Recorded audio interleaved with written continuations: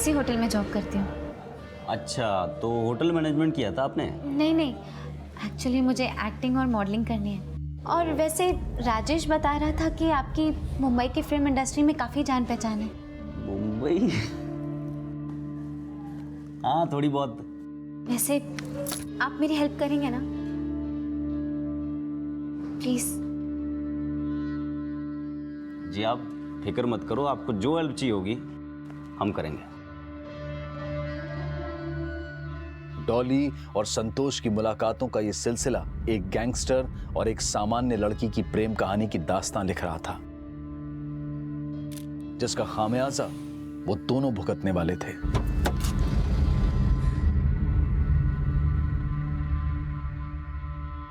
डॉली, आज के बाद उस गुंडे के साथ कभी दिखाई नहीं देगी। देखिए पापा, आपको कोई गलतफहमी हुई है और मैं उससे मिलना छोड़ नहीं सकती क्योंकि वो मेरी मदद कर रहा है। लेकिन बेटा मेरी बात सही तो कह रही है वो। मेरी बेटी अपनी जिंदगी अपने तरीके से जिएगी, समझे तुम? पर तुझे पता भी है किस गुंडे के साथ घूमने लगी आजकल ये? अरे उसकी मुंबई में बहुत जान पहचान है, मदद कर रहा है इसकी, तो उसमें आपको क्या तकलीफ हो रही है?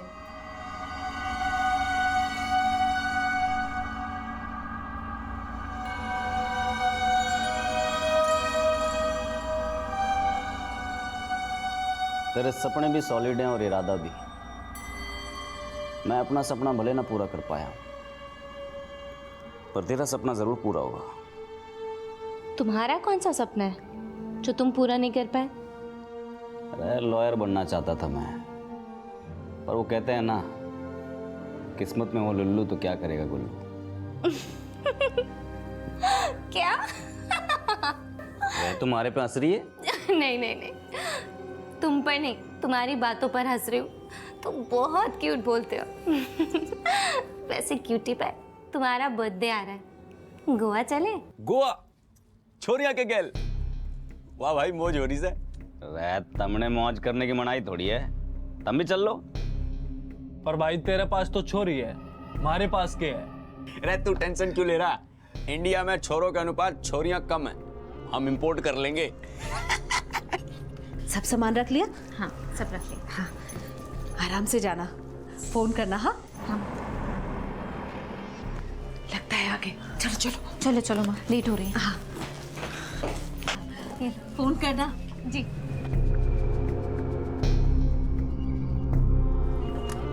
ये फॉरेनर्स कौन है? दोस्त हमारी, चाइल्डहुड फ्रेंड। चलो बैठो बैठो बैठो।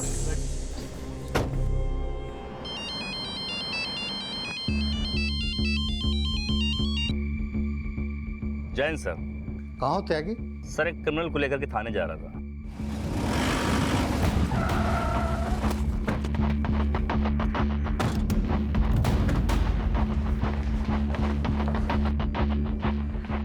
जैन सर। जय हिंद। इसे यहाँ क्यों लाए? बहुत चालाक है सर, 2 बार पहले भी भाग चुका है, इस बार कोई चांस नहीं देना। अब तुम संतोष सिंह सोलंकी को धरने के बारे में सोचो। इंफॉर्मेशन मिली है उसकी। क्या इन्फॉर्मेशन है सर? जाओ बताता।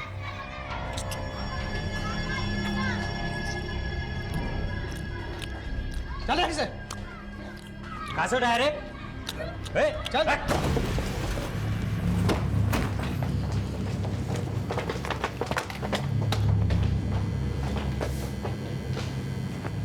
इंस्पेक्टर प्रकाश त्यागी, यूपी पुलिस क्राइम ब्रांच। जी जी सर, बोलिए। कमरा नंबर 201 किधर है? 201 तो सेकंड फ्लोर पे है सर, लेकिन लेकिन छोड़ो, मास्टर क्यों दो, पुलिस रेड है।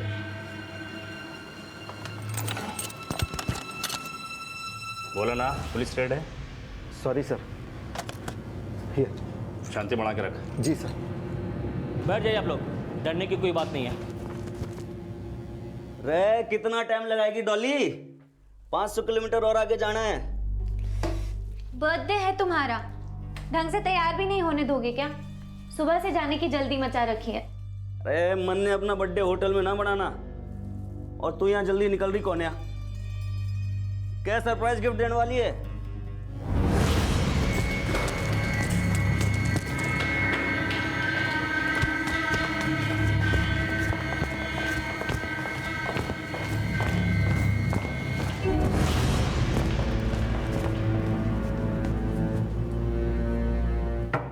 अरे सरप्राइज क्वीन, बता भी दे क्या गिफ्ट देने वाली है। अगर गिफ्ट मैंने तुम्हें अभी बता दिया तो सरप्राइज कैसा? सब्र रखो।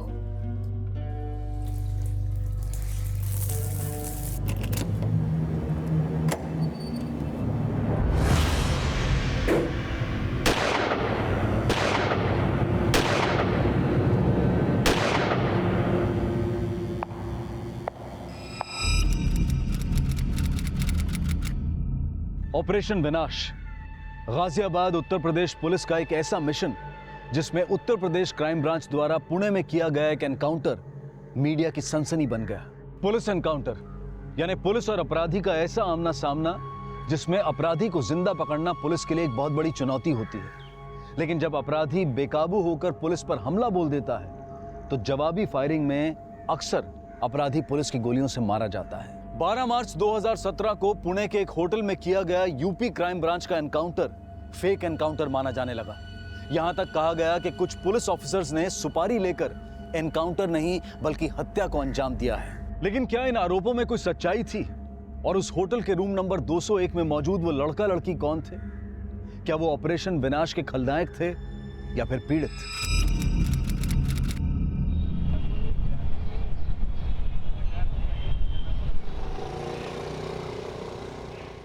प्रणाम मां साहब। अरे ठीक है, यो बता कि तेरे सारे डाउट क्लियर हो गए अब? जी मार साहब। पर एक बात ध्यान रखना कि इस बार 70% से कम नहीं आने चाहिए तेरे। मां साहब 80% से कम आ गए ना तो आपका जूता और मेरा सर। अच्छा यो बता, तेरी माँ की तबीयत तो ठीक है? भाई आ गया? हो तो आज गए कौन नहीं। अच्छा ये को भाई दफ्तर घर ले आया? आ गया तू? हाँ। ए सुलोचना, थोड़ी सी चाय बना ले, संतोष भी आ गया। अरे माँ तेरी आयुर्वेदिक दवाइयाँ ले आया। ये ले, सुबह शाम हफ्ता भर खाइयो। हफ्ता भर में दंगल लड़ने लग जाएगी तू।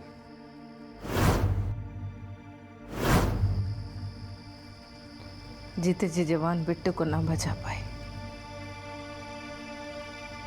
इब के दंगल लड़ूंगी। माँ की बात करे तू भी, राक्षस की करनी का दोष तो राम जी को क्यों दे गए? देख नवीन भैया तो अब आ ना सके, पर हम सब तो है ना तेरे साथ। चल तेरा सास बहू वाला सीरियल देखेंगे।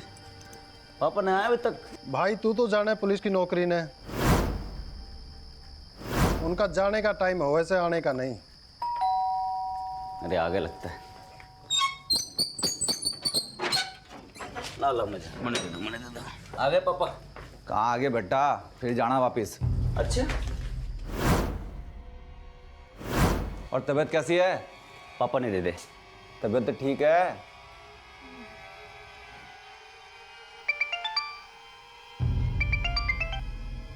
हेलो इब? अरे नहीं रे, बहुत लेट हो गया। रख के बात होगी बेटा। अच्छा मैं कॉल करूँ? पापा वो नोट लेने जाना है एक दोस्त से, कल वो बाहर चला जाएगा। तो कोई बात नहीं, चला जा, पर टाइम से आ जाइए। हाँ पापा मैं अबे आया बस।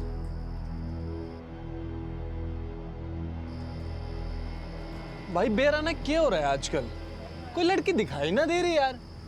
ट्यूशन क्लास में बेचारे के सारे लोंडे भरे पड़े हैं। भाई वो न्यूज वाली सच बोल रहे।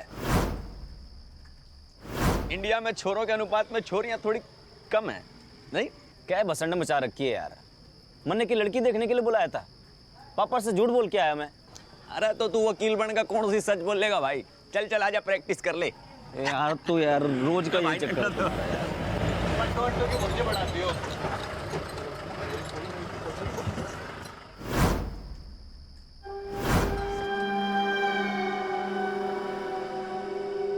ए छोरे, ये कागज ले और साइन करा के लेके अपने पुलिस बाप से बोल दियो कि ताऊ ने भेजा है। नाम ले लियो, हमारा लोकेंदर जानता है ना। ले पढ़। के देख रहा है? पता नहीं कि तने तेरे बाप ने तेरे भाई को ही बड़ा दूध घी पिलाया था, पर ऐसा गायब किया कि कोई साबित नहीं कर पाया। ये कागज साइन करा के आ अपने बाप से, वरना जानता है ना तने भी भट्टी में झोंक देंगे।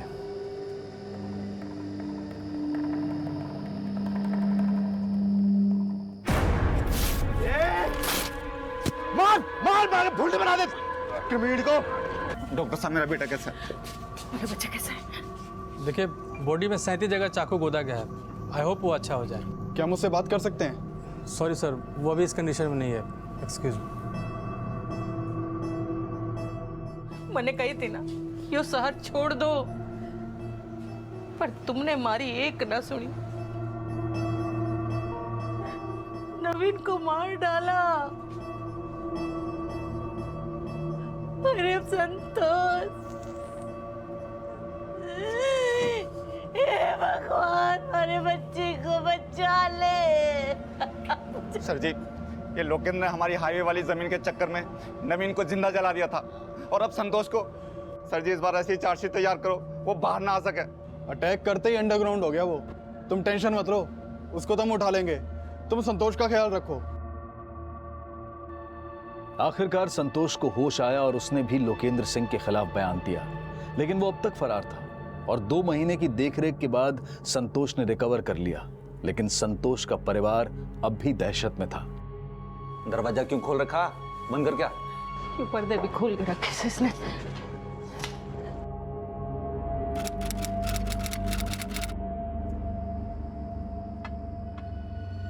माँ रो रो के कुड़ती रहे, पापा सोच सोच के घुटते रहे कि पुलिस वाला होके भी अपनी औलाद को इंसाफ न दिला पाया।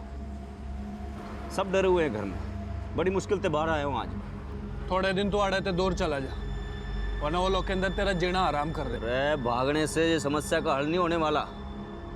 लोकेंद्र जैसे लोगों से भरी पड़ी है दुनिया। तो फिर क्या करेगा तू? जान से मार दूंगा साड़े ने। अरे बावड़ा हो गया कि तू? लोकेंद्र सिंह है वो। हर शेर का ना 1.25 शेर हो गए। संतोष सोलंकी पर हुए जानलेवा हमले के बाद से लोकेंद्र सिंह अंडरग्राउंड था। एक तरफ गाजियाबाद पुलिस उसे ढूंढने में जुटी थी और वहीं उसके हमले का शिकार संतोष सोलंकी भी उसे ढूंढ रहा था। पर उसकी ये तलाश उस फैसले में बदल पाएगी।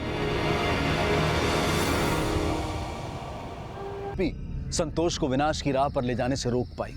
राम राम ताऊ। राम राम ताऊ। राम राम ताऊ। राम राम राम राम।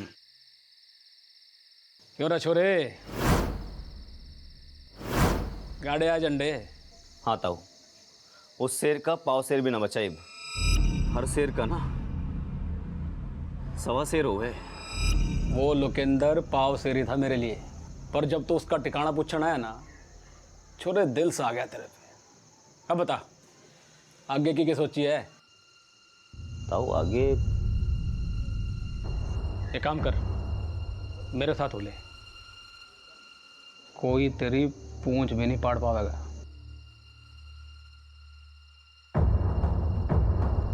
अखिलेश सिंह मेरठ से लेकर गाजियाबाद तक के इलाकों का एक नामी गैंगस्टर था और अखिलेश के गैर कानूनी धंधों के भागीदार बनते चले गए।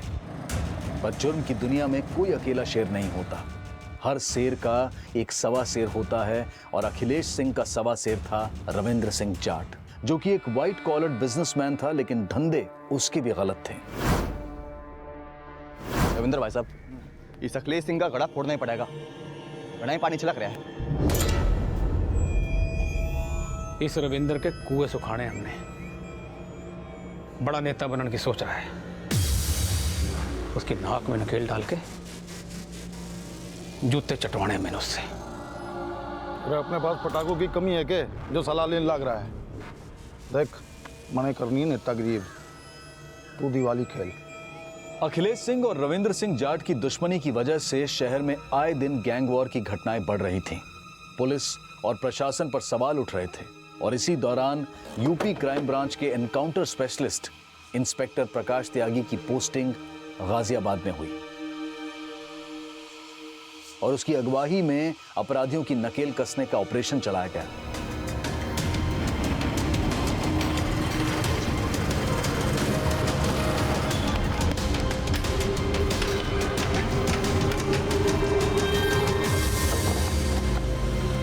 साल 2007 में संतोष को उसके दोस्तों के साथ 3 साल की कैद की सजा सुनाई गई जिसकी वजह से संतोष के पिता राम अवतार की हार्ट अटैक से मृत्यु हो गई।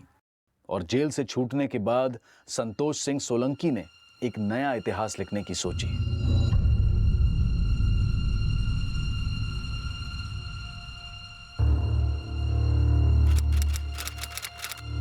ताऊ कह रहा था कोई मारा बाल भी ना पाड़ पावेगा, पर क्या कर लिया उसने? हाँ भाई, बाहर आते ही कुत्तों की तरह हुक्म झाड़े हम पे। जुर्म की दुनिया में ना अपना बाप खुद बनना पड़ता है, और अब कुत्ते नहीं बाप बनेंगे। बाप। रविंदर सिंह जाट कल एक लैंड डील के लिए बागपत जा रहा है। हम अखिलेश को रविंदर की टिप देंगे। कहाँ पे? अखिलेश रविंदर को मारने का मौका छोड़ेगा नहीं, और हम अखिलेश को रण में अकेला छोड़ के भाग जाएंगे। शेर और सवा शेर हूँ।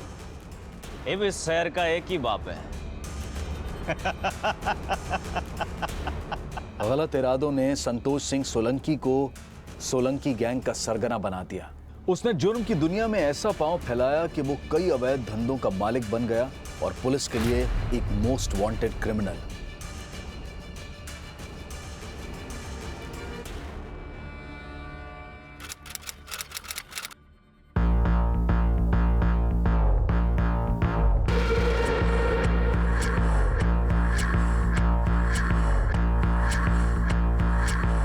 अरे ओ डीजे, ले ताऊ वाला गाना है, इसमें वो चला दे। व्हाट?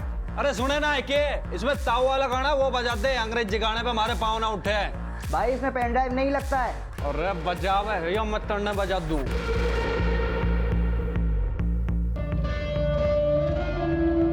ओए चल हट। ओए भाई साहब चल।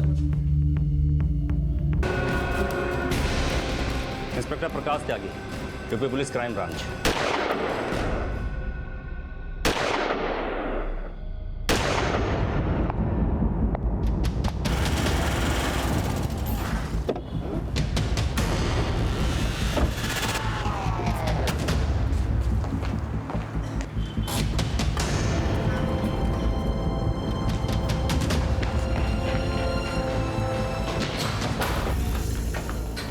ये देखिए सर।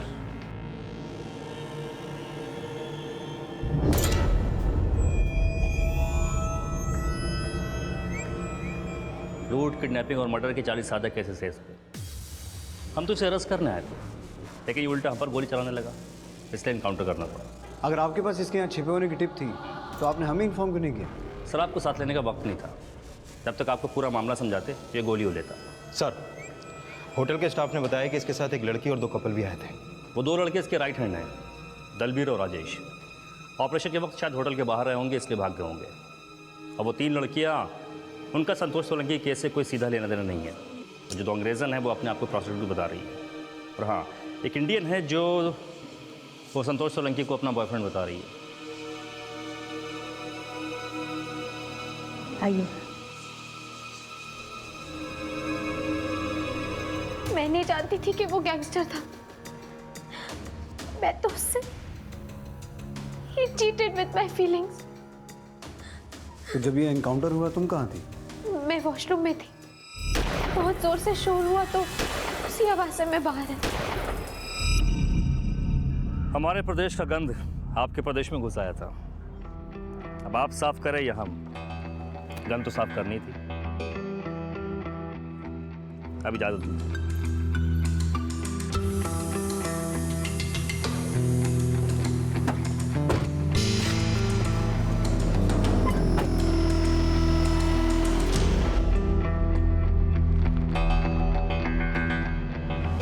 संतोष सोलंकी का एनकाउंटर इस प्रदेश के सभी असामाजिक तत्वों के लिए एक चेतावनी है कि प्रदेश में जो भी लॉ एंड ऑर्डर को असंतुलित करने की कोशिश करेगा उसे बख्शा नहीं जाएगा। इंस्पेक्टर प्रकाश त्यागी की टीम के इसी साहसिक कार्य के लिए यूपी पुलिस ने उन्हें सम्मानित करने का फैसला लिया है। Thank you. देखिए, हमारा मकसद अपराध को खत्म करना है, लेकिन जब कभी अपराधी बेकाबू हो जाते हैं तो हमें उन्हें भी खत्म करना पड़ता है। मैं मीडिया के माध्यम से संतोष के साथी तलबीर और राजेश से ये अपील करता हूँ कि खुद को सरेंडर करके न्यायालय के सामने अपने आप को सरेंडर करने में हमारी मदद करें। त्यागी जी, पुलिस विभाग ने ये घोषणा की थी कि संतोष सोलंकी की सूचना देने वाले को 2 लाख रुपए का इनाम घोषित किया जाएगा। जी। तो आपको उसके पुणे में छुपे होने की सूचना किसने दी? देखिए, ये सूचना हमें हमारे रिसोर्स से मिली थी, लेकिन हम मीडिया के सामने डिस्क्लोज नहीं कर सकते। सॉरी सर, थोड़ा हमें डिटेल में बताइए ना, आपने ये सब कैसे किया? सर, इस केस में जो गाजियाबाद पुलिस ने जिस क्रिमिनल का एनकाउंटर किया था उसकी पोस्टमार्टम रिपोर्ट और गन की बैलिस्टिक रिपोर्ट आ गई? सर, ये पोस्टमार्टम रिपोर्ट तो आ गई है, लेकिन बैलिस्टिक रिपोर्ट आने में भी 2 दिन लगेंगे। और संतोष की बॉडी को उसके घर वालों को सौंपने के लिए मैंने गाजियाबाद पुलिस को इन्फॉर्म कर दिया। गाजियाबाद पुलिस ने इस केस की जो क्लोजर रिपोर्ट बनाई है वो मंगवा। Okay sir. कोई जन्म से अपराधी नहीं होता, लेकिन संतोष सिंह सोलंकी एक कुख्यात अपराधी बना। और संतोष सिंह सोलंकी के एनकाउंटर के बाद आइए उनके घर वालों का क्या कहना है जानते हैं। आप संतोष सिंह सोलंकी की मां हैं। हम जानते हैं आपको आपके बेटे का मरने का दुख है, लेकिन उसने जो अपराध किए हैं वो भटक गया था। उसने गुनाह किया था तो उसने पकड़ के अंदर डाल देते, पर उसने मारा क्यों? हमने सुना आपने संतोष के डेड बॉडी लेने से मना कर दिया, इसकी वजह क्या है? हमें ऐसा लगता है जी, पुलिस ने बैंक एनकाउंटर किया है। उन्होंने हत्या की है संतोष की। क्या आप सांत्वना बटोरने के लिए गाजियाबाद पुलिस पर आरोप लगा रहे हैं? हमने पूना कोर्ट में अपनी पिटीशन दायर करवा दी है, और जब तक उसके एनकाउंटर की सही से तहकीकात नहीं हो पाएगी, हम संतोष की डेड बॉडी नहीं लेंगे। संतोष चाहे जिन भी परिस्थितियों वश अपराधी बना हो, लेकिन अपराधी ना तो दया का पात्र बन सकता है और ना ही सांत्वना का। लेकिन यह केस संतोष के गुनहगार या बेगुनाह होने का डिस्कशन नहीं था, बल्कि इन सवालों पर खड़ा था कि क्या संतोष को गिरफ्तार करके कोर्ट में पेश करने की संभावना थी या फिर उसका एनकाउंटर एक साजिश थी। संतोष के परिवार के गंभीर आरोपों और मीडिया के दबाव ने इस केस का रुख बदल दिया और अदालत ने पुणे पुलिस को इस एनकाउंटर की जांच करने के आदेश दिए। लेकिन जिस पुलिस टीम को उनके राज्य में हीरो समझकर सम्मानित किया जा रहा हो, उनके खिलाफ जांच करना पुणे पुलिस के लिए एक बहुत बड़ी चुनौती थी। इस बार यह जंग पुलिस और क्रिमिनल के बीच नहीं, बल्कि 2 राज्यों की पुलिस के बीच थी। कोर्ट का ऑर्डर है संतोष सोलंकी के एनकाउंटर की जांच करने का। आप लोगों को क्या लगता है, ये एनकाउंटर सही है या गलत? सर, अभी तो कुछ भी कह पाना जल्दबाजी होगी, लेकिन उस गैंगस्टर के पास से जो पिस्टल बरामद हुई थी वो केरला के एक बिजनेसमैन की लाइसेंस पिस्टल थी, जो 2 महीने पहले चोरी हो गई थी। हो सकता है वो पिस्टल संतोष ने या उसके किसी आदमी ने चोरी की हो। लेकिन सर, गाजियाबाद का नामी क्रिमिनल जो खुद इलीगल वेपन्स में डील करता था, उसका केरला से चोरी हुई पिस्टल से कनेक्शन कुछ बनता नहीं है। ठीक है, आप लोग सब कुछ अच्छे से इन्वेस्टिगेट कीजिए। सर, हो सकता है संतोष का केरला में कोई कनेक्शन हो, और वैसे भी वो एक नामी क्रिमिनल था, फिर उसके एनकाउंटर की जांच की क्या जरूरत? सावंत, हर क्रिमिनल को सरेंडर करने का हक होता है। अगर ये एनकाउंटर फेक था तो कानून की नज़र में यूपी पुलिस के वो ऑफिसर भी मुजरिम हैं जिन्होंने इस एनकाउंटर को अंजाम दिया था। सबसे पहले एनकाउंटर वाले दिन का होटल का सीसीटीवी फुटेज चेक करते हैं। Right sir.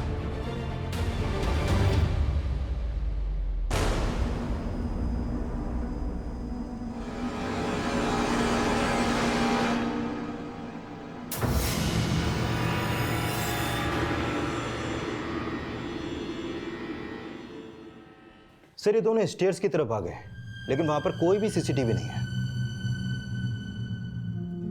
जब ये कमरे से निकला, इसके हाथ खाली हैं, तो वो केरला वाली पिस्टल जो क्राइम सीन से बरामद हुई थी वो कहाँ गई? सर, हो सकता है संतोष ने वो पिस्टल बाथरूम के अंदर रखी हो। चलो मान भी लूँ कि उसने बाथरूम में पिस्टल छुपा के रखी थी, लेकिन अगर उसकी इंटेंशन पुलिस पे गोली चलाने की थी तो भागते हुए कहीं भी उसने पिस्टल निकालने की कोशिश नहीं की। देखो, कायतरी झोल आए है। सर, अभी अगला स्टेप क्या लेना है?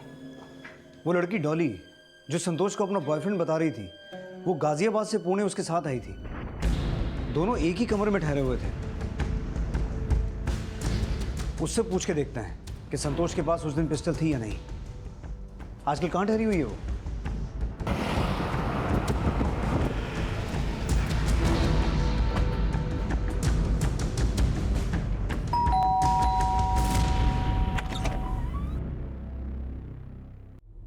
हाँ सर, वो पिस्टल रखता था।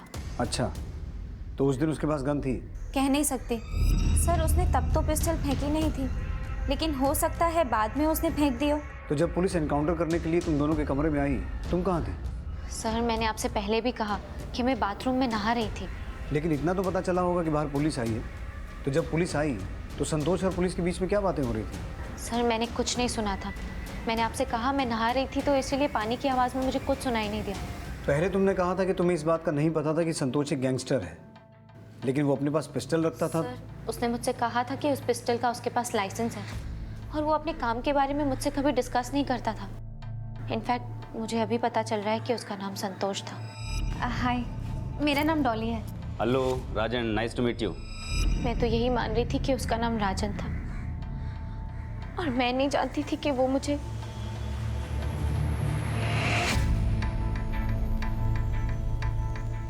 सर, सुना है पुणे पुलिस हमसे पूछताछ करने आ रही है। सर ये क्या बात हुई? हमने एक क्रिमिनल का इनकाउंटर किया है और ऐसे ट्रीट किया जा रहा है जैसे हम खुद क्रिमिनल हो। सिंह साहब बीपी हाई ना करो। यूपी पुलिस ने जो हमें सम्मान और इनाम दिया है वो पुणे पुलिस की पूछताछ से वापस नहीं होगा।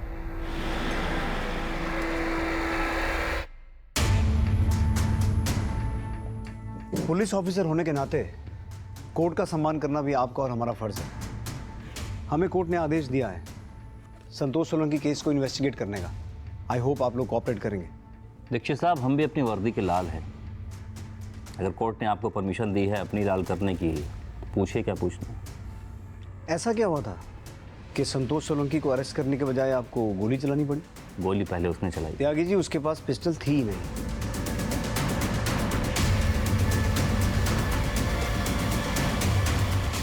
और इंटरेस्टिंगली जिस जगह उसे गोली मारी गई वहां सीसीटीवी नहीं था।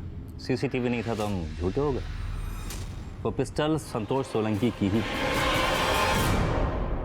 ये थी उस एनकाउंटर की पूरी असलियत। आप जितनी भी इंक्वायरी कर ले, ये असलियत नहीं बदलेगी। तो उसके पास पिस्टल थी? हाँ थी। केरला की पिस्टल थी वो? जी।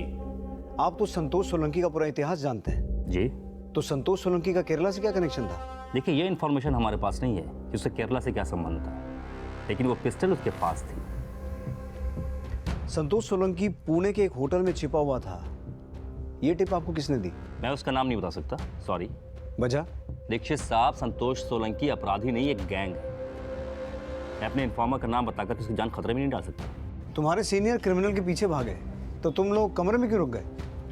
सर, बाथरूम का दरवाजा भीतर से बंद था और हम उन्हें कवर कर रहे थे। हमने लगा भीतर कोई क्रिमिनल होगा, लेकिन अंदर डॉली थी। अच्छा, अंदर से कोई आवाज़ आ रही थी, टैप या शार की? नहीं जी, अंदर से तो ऐसी कोई आवाज़ नहीं आ रही थी। सर, डॉली ने बोला कि उसने कमरे से कोई आवाज़ नहीं सुनी। पर सावन, डॉली झूठ क्यों बोलेगी? और अगर पुलिस वाले झूठ बोल रहे हैं तो उनके झूठ बोलने का मकसद? सर, दोनों तरफ के बयानों में अंतर तो है। और एक बात सर, त्यागी ने हमें यह नहीं बताया कि उसे संतोष के उस होटल में छिपे रहने की टिप कहां से मिली। सर, कहीं ये टिप डॉली ने तो नहीं दी? लेकिन डॉली टिप क्यों देगी? संतोष के दोनों राइट हैंड दलबीर और राजेश जो उसके साथ होटल में आए थे, हो सकता है उन्होंने संतोष का धंधा अपने कब्जे में करने के मकसद से ये टिप त्यागी को दी हो। पॉसिबल है सर, एक अपराधी अपराधी का दुश्मन हो सकता है। डॉली को इन्वेस्टिगेट करो और ये पता लगाने की कोशिश करो कि अगर वो एनकाउंटर फेक था तो त्यागी और उसकी टीम को किससे क्या फायदा हुआ होगा, और ये भी पता लगाओ कि दलबीर और राजेश कहाँ छुप के बैठे हैं। Okay sir. अब इस एनकाउंटर से जुड़े पुलिस ऑफिसर्स और संतोष की गर्लफ्रेंड डॉली के कॉल रिकॉर्ड्स खंगालने के साथ साथ संतोष के राइट हैंड राजेश और दलबीर की भी तलाश की जाने लगी। और जल्द ही राजेश के मुंबई में छिपे होने की एक सूचना मिली और राजेश को महाराष्ट्र पुलिस द्वारा अरेस्ट कर लिया गया। मैंने कुछ नहीं किया साहब जी। मैं तो संतोष के लिए अपनी जान भी दे सकता था। मैंने कोई टिप ना दी। दलबीर कहाँ है वो बता। वो जिस दिन संतोष का एनकाउंटर हुआ ना, हम अलग अलग हो गए। हमको लगा साथ में रहेंगे तो फंस जाएंगे, और थोड़ा उलिया भी बदल लिया। लेकिन जैसा आप सोच रहे ना, ऐसा कुछ नहीं है। न मैं संतोष को धोखा दे सकता था और न दलबीर। डॉली को संतोष के धंधे के बारे में पता था?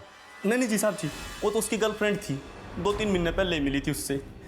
वो डॉली को फिल्मों का शौक था, संतोष उसका शौक पूरा कर रहा था, उसके ऊपर पैसे भी लगाता था, उसके लिए फ्लैट भी खरीद रखा था साहब। संतोष ने डॉली को अपना नाम राजन बता रखा था? हाँ जी सर, लेकिन संतोष उससे प्यार करने लगा था। वो उससे शादी करना चाहता था। संतोष बुरे धंधे में एक अच्छा आदमी था साहब, औरतों की बहुत इज्जत करता था। उसने घनी छोरियों की शादी भी करवा रखी थी। चाहते तो उसको अरेस्ट कर लेते, लेकिन उसको जान से नहीं मारना चाहिए था साहब। सर, डॉली के कॉल रिकॉर्ड के मुताबिक वो पिछले 3 महीने से संतोष के टच में थी, और ये बात भी सही है कि संतोष ने डॉली के लिए एक फ्लैट भी खरीदा था। सर, संतोष से दोस्ती करके डॉली को फायदा बहुत था।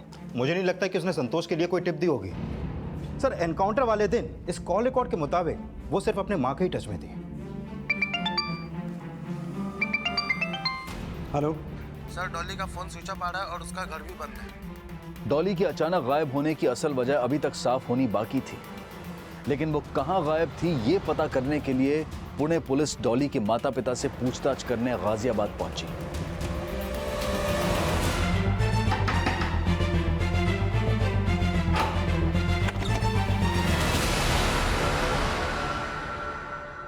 नहीं सर, हमें नहीं पता कि डॉली कहाँ है। मैं तो उसको समझाते समझाते तंग आ गया था कि उस गुंडे से दूर रहा कर, पता था।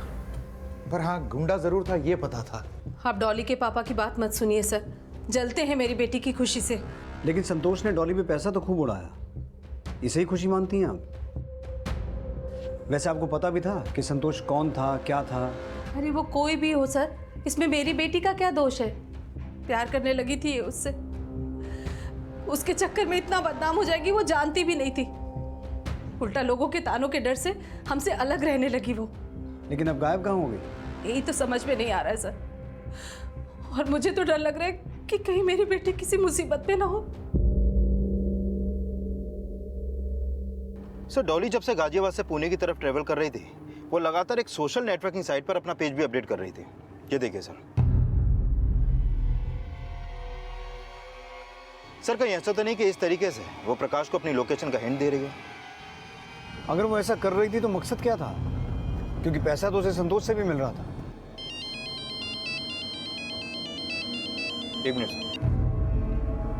हेलो सर, इंस्पेक्टर प्रकाश त्यागी का दूसरे नंबर का पता चला है जो कि वो इस्तेमाल किया करते थे।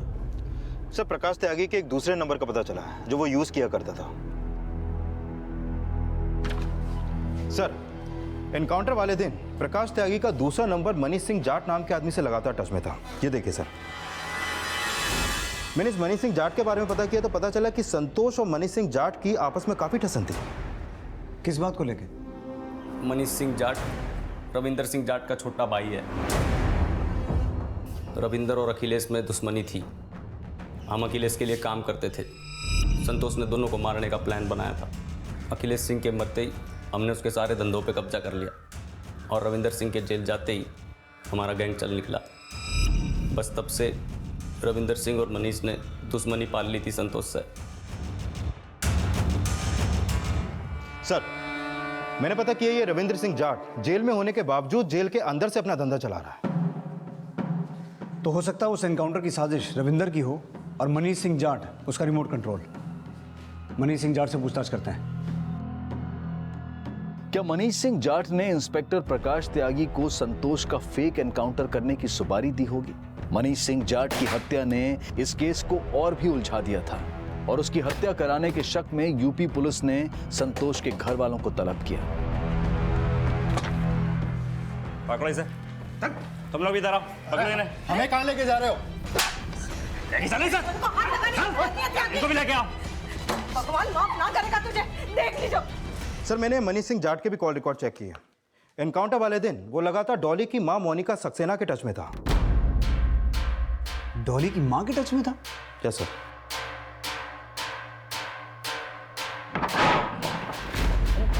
सर, पूरा घर सर्च करो अच्छे से। क्या हुआ सर? आपके घर पे सर्च वारंट है हमारे पास। अरे आप लोग अंदर कैसे आ गए?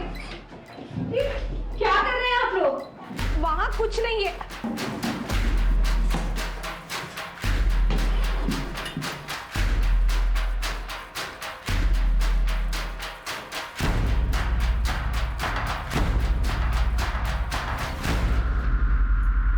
संतोष के एनकाउंटर वाले दिन तुम पूरा दिन मनीष सिंह जाट से फोन के टच में थी। क्या बातें हो रही थी उससे? बोलो। तुम्हारे घर में इतना कैश पड़ा हुआ था और तुम्हें मालूम तक नहीं? मुझे नहीं पता कि घर में इतना पैसा कहाँ से आया। डॉली कहाँ है? सर, मुझे नहीं पता कि वो कहाँ है, पर हाँ, उसकी माँ जरूर जानती होगी कि वो कहाँ है। सर, मैं सच में नहीं जानती कि डॉली कहाँ है। लेकिन तुम्हें वो पैसा मनीष सिंह जाट ने दिया था, राइट? बोलो।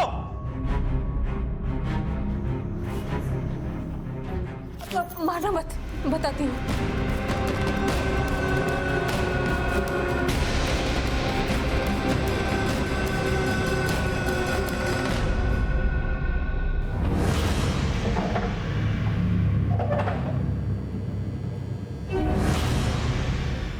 अब चुप रहने का कोई फायदा नहीं है त्यागी। डॉली की मां ने सब कुछ बता दिया है। मनीष सिंह जाट ने डॉली की मां को पैसों का लालच देकर डॉली को संतोष का मुखबिर बनवाया था। मैं ज़्यादा कुछ नहीं जानती, पर रविंद्र ने और मनीष ने एसीपी रवीश यादव को 5 करोड़ रुपए देकर इस प्लान में शामिल किया था। और मनीष जाट के कहने पर ही एसीपी ने प्रकाश त्यागी से यह एनकाउंटर करवाया था। एनकाउंटर वाले दिन डॉली अपनी मां को संतोष की लोकेशन की अपडेट्स भेज रही थी, और डॉली की मां मनीष सिंह जाट को, और मनीष सिंह जाट तुम्हें। एनकाउंटर वाले दिन जब डॉली ने अपने बाथरूम में होने की कंफर्मेशन भेजी, उसके बाद तुम लोगों ने उस होटल पर रेड किया। त्यागी, तुम चाहते तो संतोष को अरेस्ट कर सकते थे, लेकिन तुमने जानबूझकर संतोष को वहां से भागने का मौका दिया। संतोष के पास पिस्टल थी ही नहीं, क्योंकि डॉली के कहने पर वो पिस्टल पहले ही फेंक चुका था। वो पिस्टल तुमने ही क्राइम सीन पे प्लांट की थी। शक तो मुझे उसी दिन हो गया था जब मैंने तुम्हें टीवी पर देखा था। तुम्हारे हाथ पर पट्टी बंधी हुई थी। तुमने अपनी क्लोजर रिपोर्ट में ये लिखा था कि संतोष ने तुम पर और तुम्हारी टीम के एक कांस्टेबल पर गोली चलाई थी। अब सिर्फ इतना बताओ कि वो फेक एनकाउंटर करने का ऑर्डर तुम्हें किसने दिया था? ये कोई फेक एनकाउंटर नहीं था। एक पुलिस वाले का फर्ज निभाया मैंने। संतोष सोलंकी हमारे प्रदेश का गंध था, उसको मारकर मैंने कुछ गलत नहीं किया। अच्छाई का चोला पहन के बुराई करने से गलत काम को सही नहीं ठहरा सकते। संतोष सोलंकी को सजा देना कोर्ट का काम था, तुम्हारा नहीं, और तुमने अपना फर्ज नहीं निभाया। तुमने अपराध किया है। पुणे पुलिस की थ्योरी फिलहाल इंस्पेक्टर प्रकाश त्यागी और उसकी टीम के कबूलनामे का बयान नहीं बन पाई थी, और डॉली के पिता की एक इंफॉर्मेशन पर डॉली को भी गिरफ्तार कर लिया गया। डॉली ने पुलिस हिरासत में अपने आप को बेगुनाह बताकर इस केस में अपनी मां को ही दोषी ठहराया। पुणे पुलिस की थ्योरी और डॉली सक्सेना की मां मोनिका सक्सेना के बयान के मुताबिक रविंद्र सिंह जाट इस पूरे केस का मास्टरमाइंड है, और उसका भाई मनीष सिंह जाट उसका रिमोट कंट्रोल था, जिसकी अब हत्या हो चुकी है। लेकिन उसकी हत्या किसने की है इसका अभी तक पता नहीं चल पाया है, और ना ही उत्तर प्रदेश पुलिस के एसीपी रवीश यादव की इन्वॉल्वमेंट के पुख्ता सबूत मिल पाए हैं। लेकिन संतोष की गर्लफ्रेंड डॉली सक्सेना, उसकी मां Monika Saxena, suspended sub inspector Prakash Tyagi और एनकाउंटर में उसके सहयोगियों के खिलाफ पुणे पुलिस ने चार्जशीट फाइल कर दी है, लेकिन कोर्ट में यह केस अब तक किसी भी फैसले तक नहीं पहुंच पाया है। संतोष का एनकाउंटर एक साजिश थी या फिर पुलिस का फर्ज? यह सवाल अब भी अपना जवाब तलाश रहा है। लेकिन संतोष की मौत एक खौफनाक अपराधी का अंत तो बन गया, लेकिन अपराध का अंत नहीं बन पाया। अब मैं अनूप सोनी आपसे विदा लेता हूं। फिर मुलाकात होगी अगले एपिसोड में एक और चौंका देने वाले केस के साथ। तब तक अपना और अपने परिवार का ख्याल रखें और देखते रहें क्राइम पेट्रोल डायल 100। सबक एक को सीख हम सबको। जय हिंद।